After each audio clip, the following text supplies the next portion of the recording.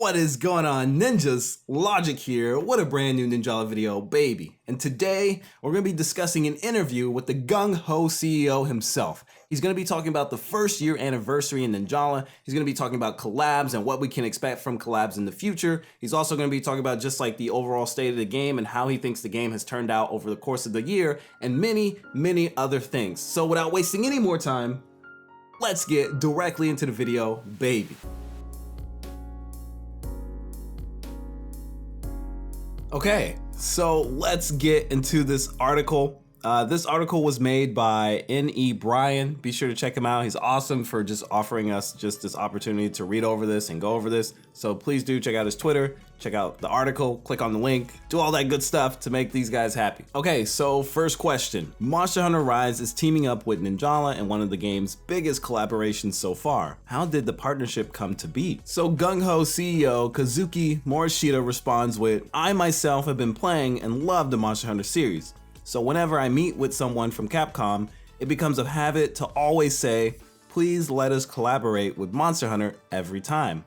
Maybe because of that, we've been able to work with Capcom for Puzzles & Dragons, Monster Hunter series collab. I'm also close to Ryuzo Tushimoto. I super butchered that. I apologize, bro. I don't know. The producer of the series, so I asked if we could collab with Ninjala and he was happy to accept. GungHo and Capcom have always seemed to have a really tight relationship. I honestly think anything GungHo asks for in terms of collaboration, Capcom will 100% be down to give it to us. GungHo CEO Kazuki Morishita seemed to be really friendly or close to the Monster Hunter series producer. So this just sparks all types of opportunities for collabs in the future when it comes to the Capcom franchise. It could be DMC, it could be Street Fighter, it could be any Capcom title. Okay, so next question. What kind of feedback did Capcom have to ensure that Monster Hunter World would fit into the world of Ninjala? So GungHo CEO Kazuki Morishita responds with, when we asked Capcom for a collab, they offered Monster Hunter Rise because it'll be released on the same Nintendo Switch. After that, Capcom has helped us with many of our proposals. Due to their cooperation, not only were we able to create avatar skins, but we're also included many Monster Hunter-like references such as the barbecue emotes and sound effects. It seems like Capcom also has a hand in helping out making these costumes and outfits and emotes and even Utsusemis in this Monster Hunter collab.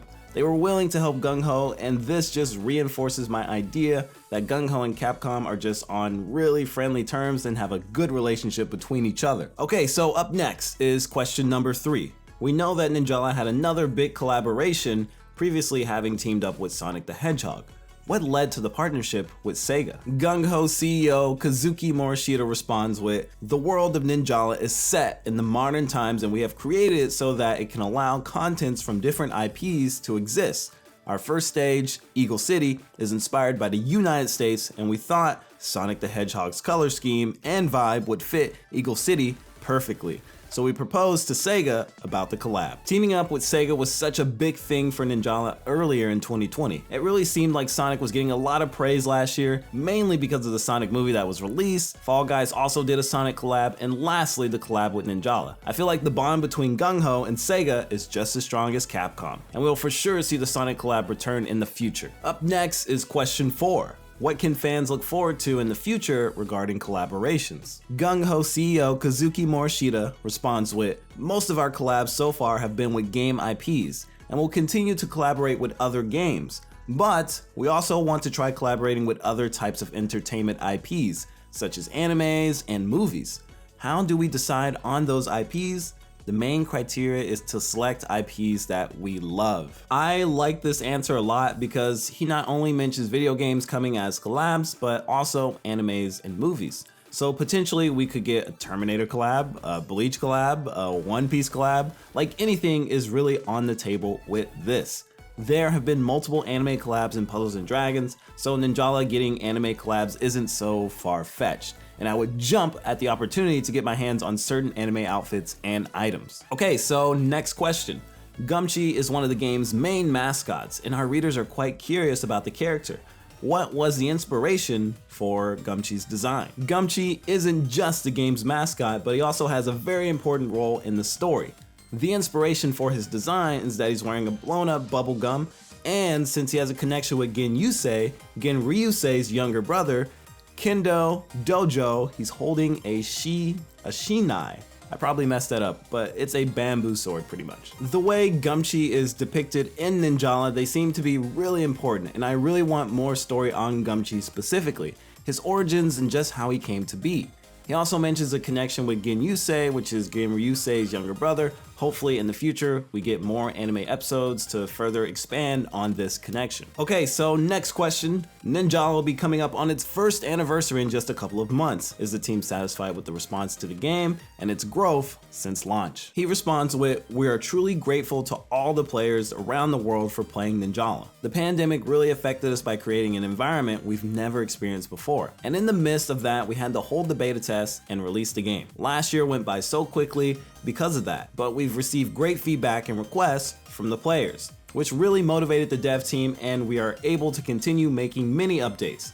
We now have a wide age range of users from all over the world playing, and we are very happy." So from this response, it seems like GungHo CEO President is very happy on how Ninjala turned out and how it is turning out. It has had a lot of improvements and changes over the course of a year. Also, from the way this is worded, it seems like the pandemic might have played a role in just slowing down development and them not being able to move as fast as they would have liked. That's absolutely understandable because game development isn't easy to do, especially when your team can't come together collectively and have to do it remote. So all in all, just be understandable with the development of the game because we never know how hard it is on these developers with all these conditions going on. We have to remember that these guys are humans and they have families just like all of us. So always keep that in mind, y'all. Okay, so next question. Are there any plans for new modes that will stay in the game permanently? If so, what can you share? He responds with, "We plan to bring back the past featured battles periodically. We also have many ideas for new featured battles, so please look forward to those." So this is probably the only response that I straight up just did not like. It seems like they have no plans at all to make these featured battle modes permanent, and I honestly just think that that's a bad idea. There are some modes like Release the Beast, for example, that are fun, but they don't really need to take up a whole weekend slot when we could just get something new or just something more fun. I don't want these old modes being rotated out each and every week. These modes really need to just be permanent in room battles, just being able to select. If we keep going this route of featured battles returning every so often, it's eventually going to get to the point where featured battle is so congested, we won't have time nor enough weekend space to host them all. So just having them readily available in room battles is beneficial to the whole player base.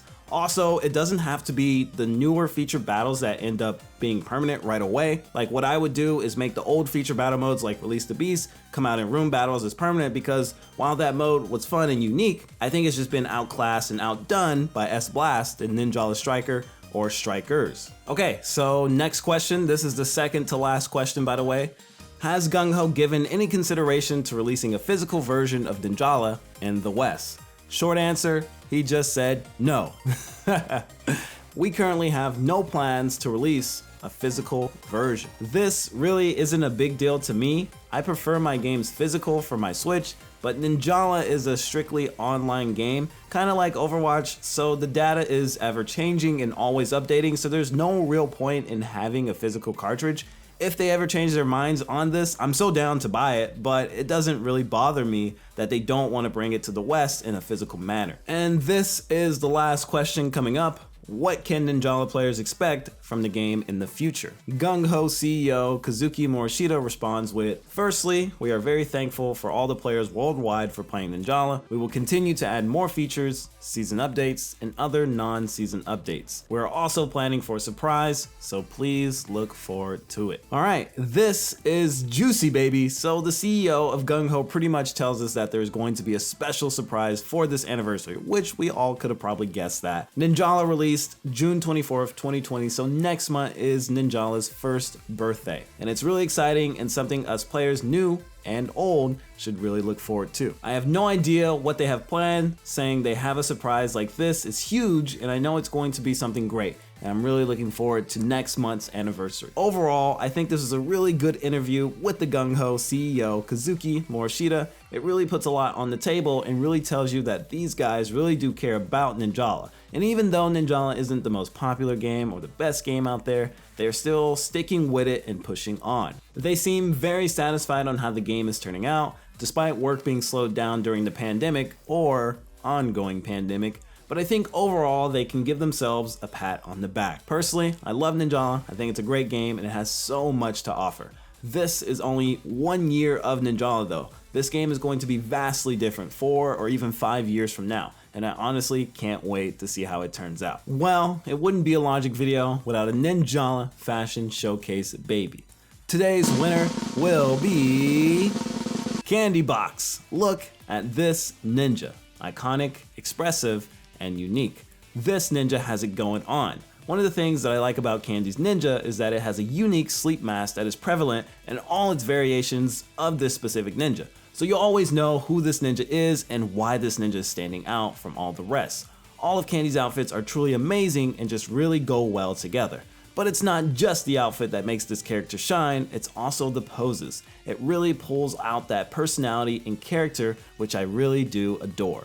Amazing job, Candy. You got what it takes for the Ninjala Fashion Showcase baby. If you want to get in on this Ninjala Fashion Showcase baby, all you gotta do is either DM me on either Twitter and or Instagram with your submission, or you can post in our dedicated Discord channel. These are going to be the best way to enter in the contest. What did you think about this interview? Is there something you're looking forward to in terms of new collabs? Are you happy with Ninjala 1 year in, or do you still think this game has a long way to go? Let me know down below. I'm dying to know your answers. If you liked the video, please do give it a thumbs up, as it really does help your boy out. And if you're not already subscribed to the channel, please do check it out. It really is an awesome place, filled with awesome people, and we would love to have you. This has been Logic, and I'll see you in the next chapter.